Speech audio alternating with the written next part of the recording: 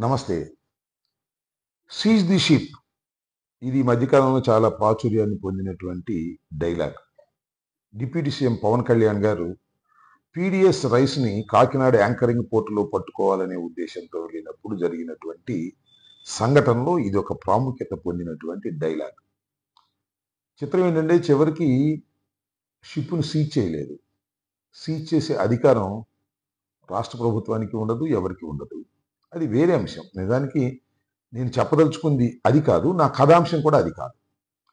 పవన్ కళ్యాణ్ గారు వెళ్ళింది పీడీఎస్ రైస్‌ని పట్టుకోవడానికి కాదని, వేరే అంశం కోసం ఆయన తొలి ప్రయత్నంగా చంద్రబాబు నాయుడు గారు పంపితే వెళ్ళారు అని చెప్పేదానికి నా ప్రయత్నం ఇక్కడ.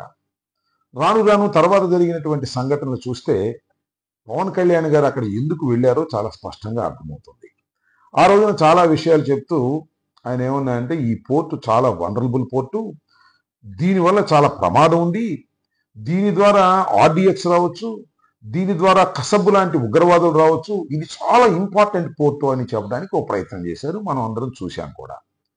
ఆ తర్వాత మనోహర్ గారు వచ్చారు.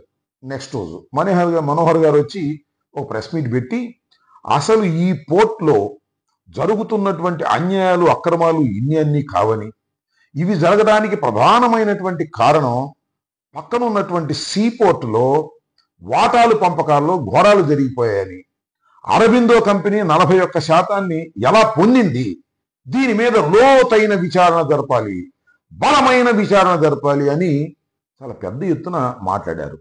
అప్పుడే కొద్దిగా అర్థమవుతా ఉంది, ఈ బియ్యం పట్టుకోవడానికి వెళ్ళిన బాపతు కాదు ఇది.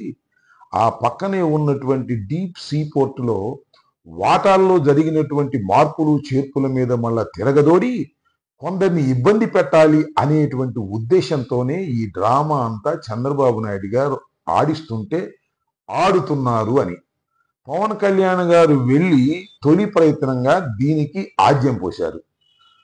ఒక విధంగా చెప్పాలంటే పవన్ కళ్యాణ్ గారిని చాలా చక్కగా వినియోగించుకోవడానికి చంద్రబాబు నాయుడు గారు ప్రయత్నం చేశారు అనడంలో ఏ విధమైన సందేహము లేదు. అసలు విషయానికి వద్దాం. అసలు విషయం ఏంటంటే కాకినాడ డీప్ సీ పోర్ట్. దీని గురించి 2 ముక్కలు ముందుగా మనం మాట్లాడుకోవాలి. 1997లో ఈ సీ పోర్టుని ప్రభుత్వం ప్రారంభించింది. చాలా ఇంపార్టెంట్ పోర్టుగా దీన్ని భావించారు. రాష్ట్రానికి చాలా ముఖ్యంగా కూడా దీన్ని భావించారు. 97లో ప్రారంభించినటువంటి ఈ పోర్టుని తరువాత 99లో నారా చంద్రబాబు నాయుడు గారు దీన్ని ప్రభుత్వం నుంచి ప్రైవేట్కి పరం చేశారు. అప్పుడే కేవీ రావు అని ఆయన రంగప్రవేశం చేశారు. చంద్రబాబు నాయుడు గారు కేవీ రావు గారికి ఒక విధంగా దీన్ని కట్టబెట్టేశారని ఆ రోజున పెద్ద ఎత్తున ప్రచారం జరిగింది. అంతేకాదు మొన్న జరిగిన 2019 ఎన్నికల్లో కూడా ఈ పవన్ కళ్యాణ్ గారు ఇప్పుడు ఏ మాటలైతే మాట్లాడుతున్నారో ఆ పవన్ కళ్యాణ్ గారు కూడా అన్యాయంగా అక్రమంగా కేవీ రావుకి ఈ పోర్టుని దోచిపెట్టాడు చంద్రబాబు నాయుడు గారని రాజకీయ విమర్శలు కూడా చేశారు. బహుశా అవి మర్చిపోయి ఉండవచ్చు. ఆ విధంగా కేవీ రావు గారు కాకినాడ డీప్ సీ పోర్ట్లో ప్రవేశించారు. ప్రభుత్వానికి ఏదో కొద్ది గొప్ప వాటా పెట్టి మొత్తం అంతా కేవీ రావు గారికి కట్టబెట్టేసి కేవీ రావు గారి ద్వారానే ఇదంతా నడిపించారు చంద్రబాబు నాయుడు గారు. వాస్తవం చెప్పాలంటే చంద్రబాబు నాయుడు గారు సొంత మనిషిగా కేవీ రావు గారు అలా ఉన్నారు. ఆ తర్వాత రాజశేఖర రెడ్డి గారు వచ్చారు. రాజశేఖర గారు వచ్చిన తర్వాత కూడా ఆ కేవీ రావు గారికి ఉన్నటువంటి ఆ పోర్టుని ఇంకొద్దిగా లైసెన్సులు ఇచ్చి ముందుకు నడిపించారు రాష్ట్ర శ్రేయస్సు దృష్ట్యా అనుకుంటాను. ఇది జరిగిన కథ. ఈ మధ్యకాలంలో ఏం జరిగిందంటే వైఎస్ఆర్ కాంగ్రెస్ పార్టీ అధికారంలోకి వచ్చిన తర్వాత అరబిందో ఇంటర్నేషనల్ ఫార్మ్, అరబిందోకు సంబంధించినటువంటి సంబంధించినటువంటి ఈ కంపెనీ దీనిలో కొన్ని వాటాలు కొనుక్కుంది. ఎన్ని వాటాలు కొనుక్కుందంటే 41% కొనుక్కుంది అరబిందో వాళ్ళు. కొనుక్కున్నారు 2000 సంవత్సరంలో, అవి ట్రాన్స్ఫర్ అయ్యాయి, అంత సక్రమంగానే ఉంది. అప్పుడు కొనుక్కున్నప్పుడు అమ్ముకున్నప్పుడు కూడా ఏ రకమైన ఫిర్యాదులు ఎవరికి అందలేదు. ఎక్కడ కూడా గుసగుసలు ఆడుకున్నటువంటి సందర్భాలు కూడా లేవు. ఏ పత్రికలు వచ్చిన సందర్భాలు కూడా నాకు తెలిసి లేవు. Subject to the correction. నేనేమంటానంటే ఏదైనా 2 కంపెనీలు తమ వాటాలు అమ్ముకోవటం కొనుక్కోవటం అనేది నిత్యం జరుగుతున్నటువంటి వ్యవహారం. ఉదాహరణకి రామోజీరావు గారు తన వాటాలు అమ్ముకున్నాడు. అలాగే చంద్రబాబు నాయుడు గారు హెరిటేజ్లో తమ వాటాలు అమ్ముకున్నాడు. అమ్ముకున్న తర్వాత ఒక్కోసారి వాటాలు వృద్ధి చెందుతాయి, ఒక్కోసారి పతనం అవుతాయి. వృద్ధి చెందిన తర్వాత అయ్యో ఎందుకు అమ్ముకున్నాను, మళ్ళీ తిరిగి నాకు రావాలి అంటే ఇచ్చే పరిస్థితులు ఏమి ఉండవు. అలాగే ఈ అరబిందో కంపెనీ కేవీ రావు గారి దగ్గర 41% వాటాలను కొనుక్కుని డబ్బులు కట్టబెట్టింది. 494 కోట్ల రూపాయలు వారికి ఇచ్చారు. ఈ 494 కోట్ల రూపాయలు తీసుకెళ్లి కేవీ రావు గారు మరొక చోట ఇన్వెస్ట్ చేసుకున్నారు. అవి కూడా పెరిగి ఉంటాయి. ఇది జరిగినటువంటి అంశం. ఇవాళ ఏంటంటే కేవీ రావు గారి దగ్గర వాటాలు పొందటం కోసం బెదిరించారని, గొంతు మీద కత్తి పెట్టారని, దౌర్జన్యం చేస్తానని ప్రయత్నం చేశారని, ఇలాంటి కథలన్నీ బయటకు తీసుకొచ్చేటటువంటి కార్యక్రమం నారా చంద్రబాబు నాయుడు గారు చేస్తున్నారు. నేను అప్పుడే అనుకున్నా, దీని మీద లోతైన విచారణ జరగాలి, దీని మీద బలమైన విచారణ జరగాలి అని. ఎప్పుడైతే పౌర సరఫరాల శాఖ మంత్రి గారు ఈ సీపోర్ట్ గురించి మాట్లాడుతున్నారో అప్పుడే నాకు సూచనప్రాయంగా అర్థమైంది, ఏదో లోతైన కార్యక్రమాన్ని వీళ్ళు చేయబోతున్నారు అని. ఆ తర్వాత ఇమీడియట్ గా కేవీ రావు గారు రంగప్రవేశం చేశారు. పాపం 5 మాసాల నుంచి కేవీ రావు గారి మీద చంద్రబాబు నాయుడు గారు ఒత్తిడి చేస్తున్నాడు.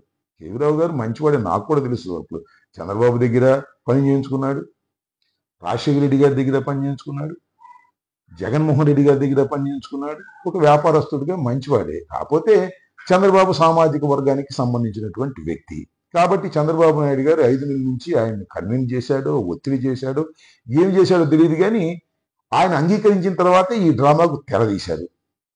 ఈ అమ్మటే మంగళగిరి వచ్చేసి ఆయన ఒక రిపోర్ట్ ఇచ్చాడు. రిపోర్ట్ ఇవ్వగానే తడువాయ కేసు కట్టేశారు. ఎవరి మీద? సుబ్బారెడ్డి గారి మీద, అలాగే మన విజయసాయిరెడ్డి గారి మీద, ఆయన అల్లుడి మీద, సుబ్బారెడ్డి గారి కొడుకు మీద, మొత్తం అంతా రెడ్డి సామాజిక వర్గానికి సంబంధించిన వారే ఇదంతా కూడా కొల్లగొట్టడానికి ప్రయత్నం చేశారు అనేటువంటి ఒక అభియోగం చేసి కేసు రిజిస్టర్ చేశారు. తర్వాత ఏం చేస్తారో మనకు తెలియదు అనుకోండి. కేసు రిజిస్టర్ చేసిన తర్వాత ఏదైనా చేయడానికి చంద్రబాబు గారి దగ్గర స్కోప్ ఉంది కాబట్టి ఏమైనా చేయవచ్చు. కానీ ఒకటి మాత్రం వాస్తవం, వాటాలు తారుమారు మాత్రం కావు. ఎందుకంటే ఇప్పుడైతే 2000 సంవత్సరంలో కేవీ రావు గారి మధ్యన, అరబిందో మధ్యన ఒడంబడిక జరిగిందో అప్పుడే వారు వ్యతిరేకించి ఉండాలి. నిజంగా వారి ఇష్టానికి వ్యతిరేకంగా జరిగి ఉంటే వారు వ్యతిరేకించాలి. వ్యతిరేకించడానికి చాలా పద్ధతులు ఉన్నాయి. ఎన్సిఎల్టీలోకి వెళ్ళి రిపోర్ట్ చేయవచ్చు, నేషనల్ కంపెనీ లా ట్రిబ్యునల్కి వెళ్ళి రిపోర్ట్ చేయవచ్చు. మొన్న జగన్మోహన్ రెడ్డి గారు కూడా తమ వాటాలకు సంబంధించినటువంటి విషయం మీద ఎన్సిఎల్టీకి వెళ్ళి రిపోర్ట్ కూడా చేశారు. అట్లాగే ఆర్ఓసికి వెళ్ళి రిజిస్ట్రేషన్ ఆఫ్ కంపెనీస్ కూడా వెళ్ళి ఈ లావాదేవీలు అనేవి బలవంతంగా జరుగుతున్నాయని రిపోర్ట్ చేయొచ్చు. అలాంటి రిపోర్ట్ చేసినటువంటి దాఖలాలు లేవు.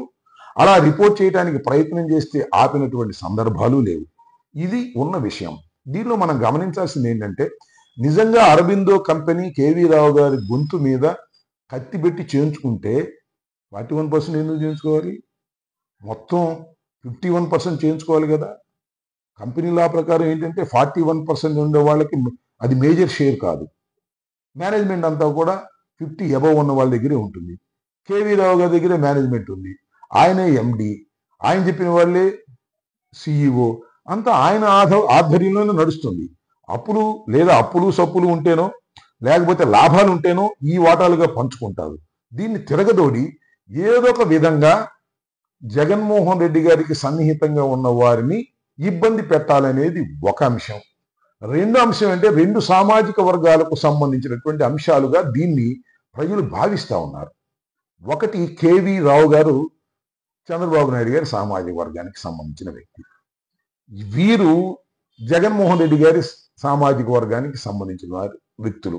వీళ్ళని ఏదో ఒక విధంగా ఇబ్బంది పెట్టాలని, ఆర్థికంగా నష్టం చేయాలని చంద్రబాబు నాయుడు గారు వేసినటువంటి పన్నాగం ఇది అనేది చాలా స్పష్టంగా అర్థమవుతుంది. బహుశా ఈ వాటాలన్నీ లాగేసుకుని వీలైతే లోకేష్కి ఇచ్చేయాలనో లేకపోతే తాను ఎత్తి పెట్టుకోవాలనో చేసేటటువంటి ప్రయత్నంలో భాగం అనేది కూడా చాలా స్పష్టంగా అక్కడ ఇక్కడ అనుకుంటున్నటువంటి సందర్భం. ఎందుకు ఈ విషయాలని నేను చెప్తున్నానంటే చంద్రబాబు నాయుడు గారు పనిగట్టుకొని ఈ కార్యక్రమం చేసి ఇబ్బంది పెట్టి ఏదో ఒక విధంగా తిమ్మిని బొమ్మిని చేసి వాటాలను తారుమారు చేయాలనేటువంటి ఒక ప్రయత్నం చేస్తున్నారు. అది అసాధ్యమైనటువంటి ప్రయత్నం. ఈ ప్రయత్నాన్ని ప్రజలు గమనించాలని, ఇలాంటి చౌకబారు ఎత్తుగడలు వేసి వైఎస్ఆర్ కాంగ్రెస్ పార్టీ నాయకుల్ని, జగన్మోహన్ రెడ్డి గారికి సన్నిహితంగా ఉన్న వ్యక్తుల్ని అన్ని రకాలుగా ఆర్థికంగాను, ఫిజికల్ గాను, కేసుల పరంగాను ఇబ్బంది పెట్టాలనే కుట్రపూరితమైనటువంటి ప్రయత్నాలని మనం ఖండించాల్సినటువంటి అవసరం ఉంటుందనేది ఒక అంశం.